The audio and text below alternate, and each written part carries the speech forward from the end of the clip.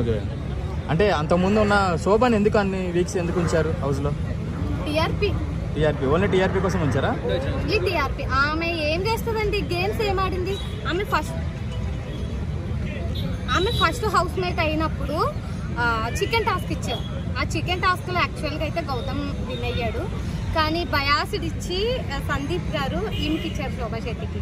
And captain అయింది ఎవరి వల్ల? అమర్దీప్ వల్ల. ఆమె గేమ్స్ ఏం చక్కగా ఆడింది? ఆమె ఓన్లీ అరుస్తుంది, గయ్య గయ్య గయ్య అని అరుస్తుంది, మీదకి వెళ్ళి నేను అరుస్తా అని. అది తప్పితే ఆ ఒక్క కంటెంట్ తప్పితే ఆమె దగ్గర అసలు గేమ్ ఏం లేదు. ఆమె తోడు ప్రియాంక కూడా తోడైంది కదా మరి, అరుస్తుంది. ప్రియాంక కూడా ఓవర్ గా అరుస్తుంది కొన్ని విషయాల్లో. గేమ్స్ వైజ్ వస్తే ప్రియాంక అందరు గర్ల్స్ కంటే కూడా ఆమె బాగా పర్ఫార్మెన్స్ చేస్తారు. సెకండ్ పల్లవ్ ప్రశాంత్ అని చెప్పాలి. బాయ్స్ లో పల్లవ్ ప్రశాంత్ గేమ్స్ ఎలా ఆడతాడో గర్ల్స్ లో ప్రియాంక జైన్ అలా ఆడుతుంది, కానీ బయట మాట్లాడే విధానం బాగోదు. ఓకే, అంటే ఇప్పుడు గేమ్ పరంగా చూసుకుంటే హౌస్ లో ఎవరు బాగా ఆడుతున్నారు? గేమ్స్ అంటే పల్లవ్ ప్రశాంత్ అంటే గేమ్స్ అంతే. అంటే ఫిజికల్ గా అంటే స్ట్రెంత్ ఎక్కువ ఉండింది అర్జున్ కి అండ్ యావర్కి. హైట్ పరంగా చూసుకున్నా, బాడీ పరంగా చూసుకున్నా ఫిజికల్ స్ట్రెంత్ వాళ్ళకి ఎక్కువ. అంటే గేమ్ ఎందుకు మరి టొల్లుగా ఉంటుంది మరి అర్జున్ అని యావర్కి? వాళ్ళకి ఫిజికల్ గేమ్స్ తక్కువ ఇస్తున్నారు, మైండ్ గేమ్స్ ఆర్ ఇట్లా హోల్డ్ చేసి పట్టుకునేవైనా ఇవి వాళ్ళు ఎక్కువ ఆడలేకపోతున్నారు. పల్లవ్ ప్రశాంత్ అది ప్లస్ అవుతుంది బాగా. అంటే మైండ్ గేమ్ లో కూడా మొన్న అర్జున్ బాగా ఆడాడు కదా. మైండ్ గేమ్ ఏం ఆడాడు అంటే స్పెల్లింగ్స్ రాసాడు దాంట్లో, అదే చెప్పారు బాగా ఆడాడు కదా. దాని తర్వాత ఫైనలిస్ట్ వచ్చేసాడు.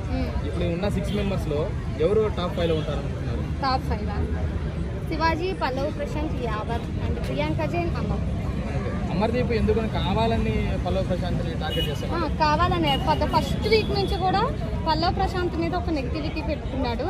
దాన్ని అలా అలా అలా అలా పెంచుకుంటూనే వచ్చాడు, కానీ ఎక్కడా తగ్గలేదు. అంటే రైతు బిడ్డ అంటే నెగిటివిటీ పెంచుకుంటూ వస్తారా? రైతు బిడ్డ అని కాదు, తను రైతు బిడ్డ అని చెప్పి వచ్చిన కారణం వల్ల నువ్వు ఇలా ఈ సింపతితో వచ్చావు.